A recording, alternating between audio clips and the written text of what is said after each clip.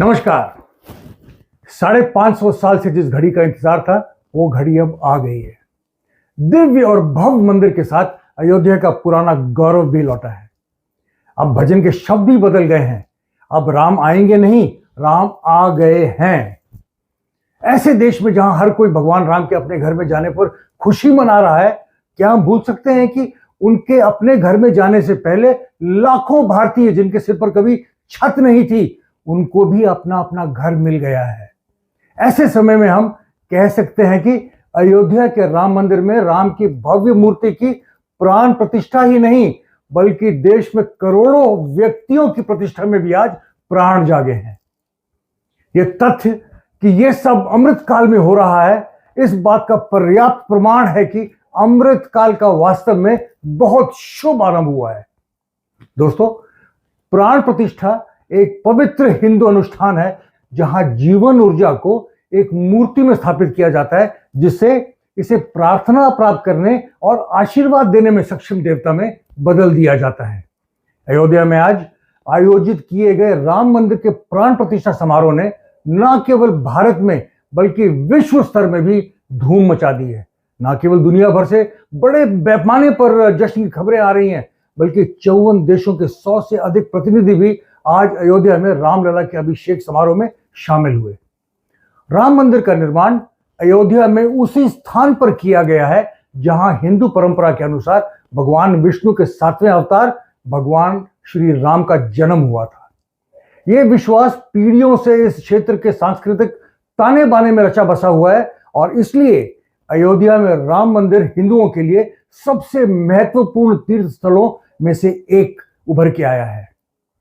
अब अयोध्या ने न केवल भारत के सबसे बड़े मंदिर बल्कि दुनिया के तीसरे सबसे बड़े हिंदू मंदिर होने का गौरव भी प्राप्त किया है।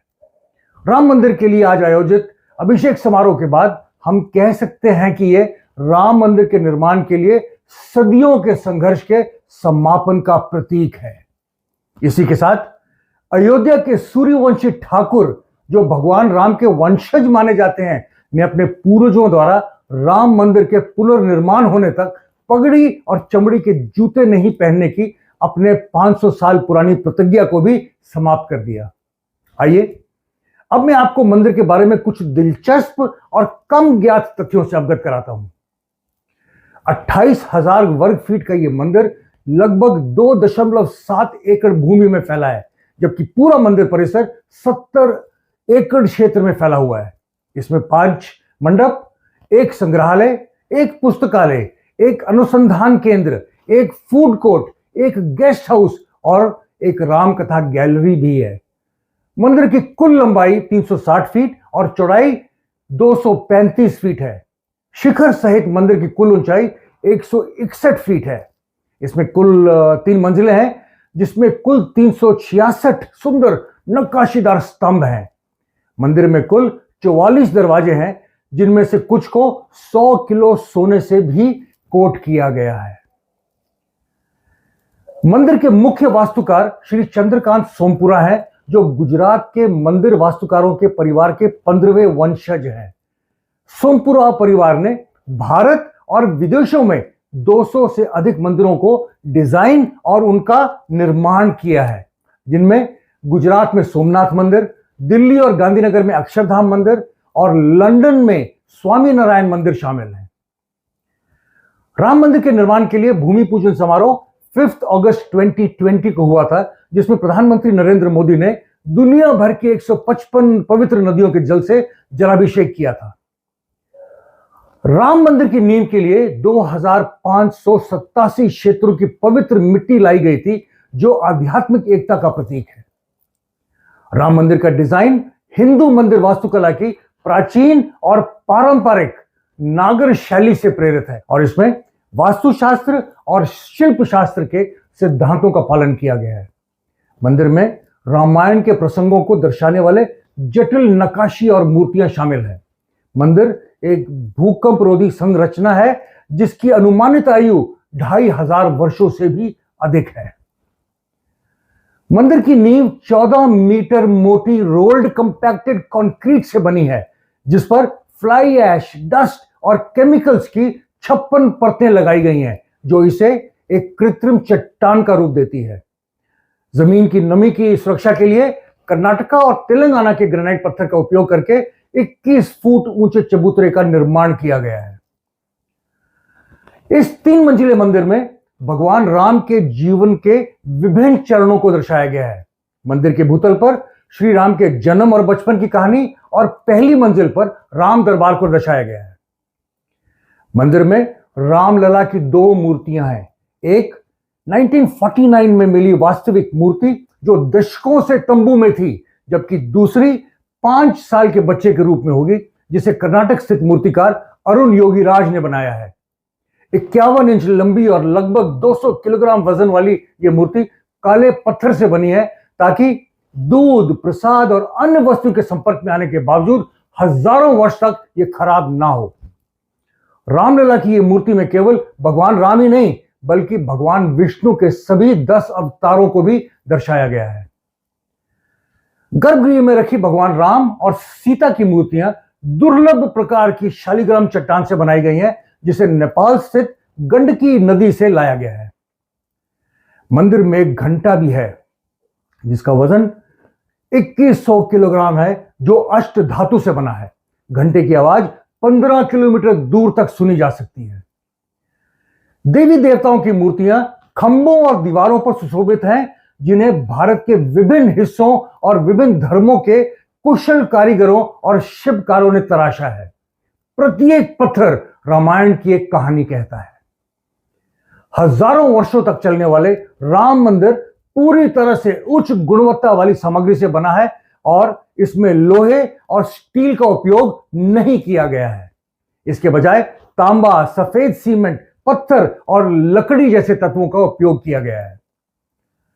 राम मंदिर के मुख्य मंदिर के निर्माण के लिए राजस्थान के भरतपुर जिले से गुलाबी सैंडस्टोन, चबूतरे के लिए ग्रेनाइट, जुड़ाई कार्य के लिए मकराना से सफेद और रंगीन संगमरमर और दरवाजों के निर्माण के लिए सौगान की लकड़ी का इस्तेमाल किया गया है।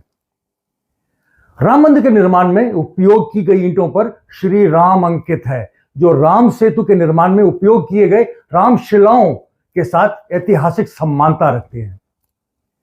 मंदिर का निर्माण पूरी तरह से स्वदेशी तकनीक का उपयोग करके किया जा रहा है, जिसमें पर्यावरण अनुकूल प्रथाओं पर विशेष जोर दिया गया है। मंदिर परिसर का 70% हिस्सा हरा भरा क्षेत्र है, जिसमें बाग बगीचे, जल निकाय और पेड़ पौधे होंगे। मंदिर परिसर में एक अनोखा उद्यान है जो वैदिक ज्योतिष पर आधारित है। बगीचे में 27 प्रकार के पौधे होंगे जो 27 नक्षत्रों को प्रतिनिधित्व करेंगे। बगीचे में एक धूप घड़ी भी होगी जो हिंदू कैलेंडर के अनुसार समय और तारीख बताएगी। परिसर के चारों कोनों पर 4 मंदिर हैं जो सूर्यदेव, देवी भगवती, भगवान गणेश और भगवान शिव को समर्पित है। उत्तरी भुजा में मां अन्नपूर्णा का मंदिर है और दक्षिणी भुजा में हनुमान जी का मंदिर है। Central building research institute, national geophysical research institute और बॉम्बे, गुवाहाटी और मद्रास आईआईटीज ने सॉइल टेस्टिंग, कंक्रीट टेस्टिंग और डिजाइन जैसे क्षेत्रों में सहायता की है।